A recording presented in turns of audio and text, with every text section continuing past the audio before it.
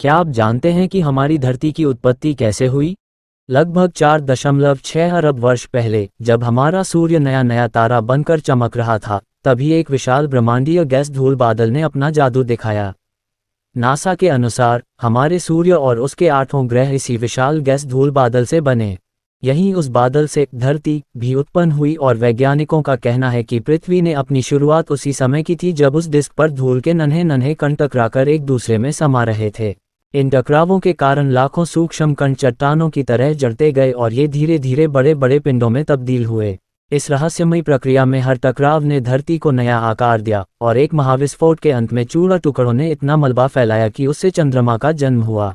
कल्पना कीजिए उस दौर की एक ऐसे अंतरिक्षीय कोल्ड रूम की, जहां हजारों डिग्री की गर्मी के बीच धूल और गैस का विशाल डिस्क था। इसी डिस्क में सूरज के चारों ओर उड़ते गिरते धूल कण आपस में चिपकते गए और ग्रह कण प्लैनेट सिमल्स बनने लगे। वैज्ञानिकों के मुताबिक ये ग्रह कण आपस में मेल खाते रहे, बढ़ते बढ़ते मंगल आकार के प्रोटोप्लैनेट्स बन गए। अंततः इन प्रोटोप्लैनेट्स की भी आपस में टक्कर हुई। यूनिवर्सिटी ऑफ शिकागो की रिपोर्ट बताती है कि एक अंतिम प्रचंड टक्कर में एक मंगल आकार के पिंड से धरती टकराई, जिससे इतना मलबा उड़ गया कि ठंडा होकर चंद्रमा बन गया। इसी श्रृंखला में धरती ने अपना वर्तमान आकार ग्रहण किया और सूरज के चारों ओर स्थिर होकर घूमने लगी। जैसे जैसे ये विशाल पिंड आपस में टकराते रहे, धरती का तापमान बढ़ता गया और अंततः ये पूरी तरह से पिघलकर एक लावा महासागर में तब्दील हो गई। नेशनल ज्योग्राफिक के अनुसार शुरू में पृथ्वी एक एकरूप गर्म पत्थर का गोला थी। इतनी ऊर्जा इकट्ठी हुई कि 500 मिलियन वर्ष के भीतर उसका तापमान लोहे के पिघलने के बिंदु लगभग 1538 डिग्री सेल्सियस तक पहुंच गया। इस लौह आपदा आयन कैटास्ट्रॉफी के दौरान भारी लोहे और निकेल जैसी धातुएं नीचे की ओर तैरती हुई कोर मध्य भाग में समाहित हो गईं, जबकि हल्की सिलिकेट चट्टानें, पानी और गैसें ऊपर रहीं।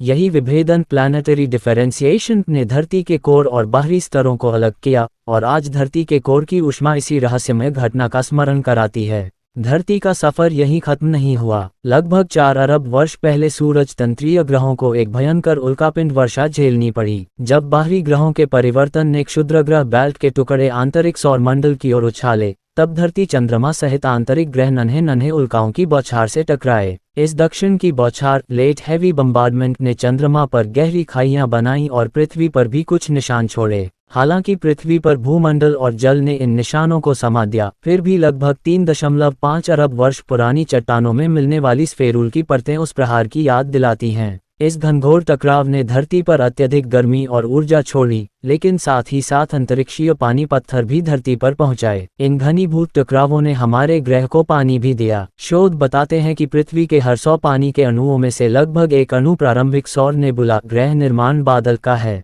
मतलब कि हमारा समुद्री पानी उसी तारकीय उद्भव के बादल से आई बूंदों की देन है जिसमें सूर्य ने जन्म लिया था। इस तरह एक लंबे खगोल शास्त्रीय सिलसिले ने भोजन के मौके, वायुमंडल और समुद्रों की नींव रखी, जिससे एक दिन इस पर जीवन फूटा। क्या हमारी इस खोज यात्रा में ऐसे अनसुलझे सवाल अभी भी रह गए हैं जो भविष्य में हमें और भी चौंकाने को तैयार हों? क्या यही धरती की पूरी कहानी है, या इसके भी परे और अध्याय छिपे हैं? धरती की महागाथा को समझने की कोशिश में हम समय की गर्भगाह तक झांक रहे हैं। जितना हमने जाना, उससे कहीं अधिक अभी भी अनकहा है। हर नए अंतरिक्ष मिशन और पृथ्वी पर खोज से हमें प्राचीन ग्रह निर्माण की जटिलता का पता चलता है। ये वैज्ञानिक सफर न केवल हमें हमारी धरती का इतिहास समझने में मदद करता है, बल्कि ब्रह्मांड में जीवन की संभावनाओं को भी उजागर करता है। धरती की यह कथा जितनी अनूठी है, उतनी ही हमारी जिज्ञासा भी निरंतर बढ़ती जाती है। यही इस रहस्यमयी दस्तावेजी की खूबसूरती है। हर जवाब एक नए सवाल को जन्म देता है। धरती की कहानी अभी पूरी तरह उजागर नहीं हुई है।